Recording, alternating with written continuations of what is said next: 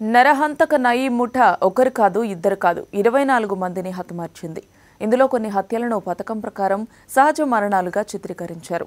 ప్రభుత్వ వైద్యులే ఇలా తప్పుడు రిపోర్టులు ఇచ్చినట్లు వెల్లడైంది. నయీం కేసులపై సెట్ చేస్తున్న దర్యాప్తులో ఈ అంశాలు వెల్లడయ్యాయి. ఇప్పటివరకు police, political, revenue, registration, media విభాగాలతో నయీంకు సంబంధాలున్నట్టు తేలింది. ఇప్పుడు డాక్టర్లు కూడా ఉన్నారని తెలుస్తోంది. నరహంతకుడు నయీం దారుణాలు అన్నీ ఇన్ని కావని, అతడి నేర సామ్రాజ్యాన్ని విస్తరించుకోవడానికి ఏ వర్గాన్ని వదలలేదని సిట్ దర్యాప్తులో తేలింది. తాజాగా ప్రభుత్వ వైద్యులు సైతం నయీం ముఠాకు సహకరించినట్టు ఆధారాలు లభ్యమవడంతో కేసులో మరో కొత్త కోణం వెలుగులోకి వచ్చింది. నయీం చేసిన దారుణ హత్యలను సహజ మరణాలుగా చూపించి ప్రభుత్వ డాక్టర్లు సైతం అందరి కళ్లు గప్పినట్టు సిట్ గుర్తించింది. ఈ కేసులో ఇప్పటికే అరెస్టైన వారు ఇచ్చిన సమాచారంతో ఇతర ఆధారాల ప్రకారం నయీం ముఠా 24 మందిని హతమార్చినట్టు లెక్క తేలింది. వీటిలో 4 హత్యలకు సంబంధించి డాక్టర్లు పోస్టుమార్టం రిపోర్టును తప్పుడుగా ఇచ్చినట్లు సిట్ అధికారులు గుర్తించారు. ఈ హత్యలను కూడా సహజ మరణాలంటూ నివేదిక ఇచ్చినట్లు విచారణలో వెల్లడైంది. దీంతో ఆ డాక్టర్లకు నోటీసులు ఇచ్చేందుకు సిట్ బృందం సన్నద్ధమైంది.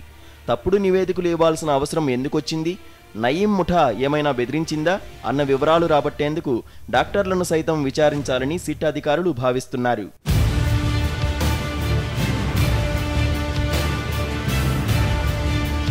నయీం ముఠాను అడ్డుపెట్టుకుని భూ లావాదేవీలతో పాటు ఆస్తులు కూడబెట్టిన పోలీసు అధికారులు, రాజకీయ నేతలపై సిట్ ప్రత్యేకంగా దృష్టి సారించింది.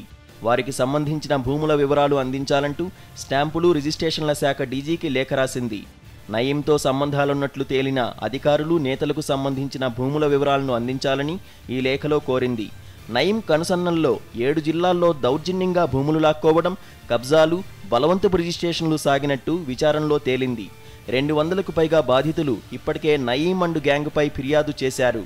వీటిలో ఎక్కువ భూభాగోతాలే. వీటిని ఓ కొలిక్కి తీసుకొచ్చేందుకు సిట్ స్టాంప్స్ అండ్ రిజిస్ట్రేషన్ల శాఖ సాయం కోరుతూ SIT chief Nagireddy stamps and రిజిస్ట్రేషన్ల శాఖ ఐజీకి లేఖ రాశారు.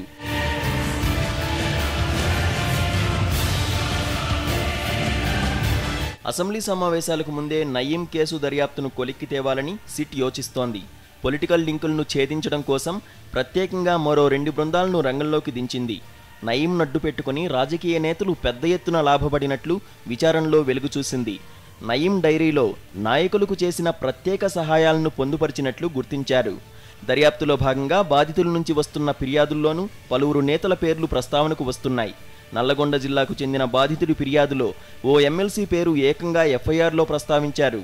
దీంతో నాయకుల లింకులను సాధ్యమైనంత త్వరలో ఛేదించాలని నిర్ణయించారు. అందుకోసం బలమైన ఆధారాలను సేకరిస్తున్నారు.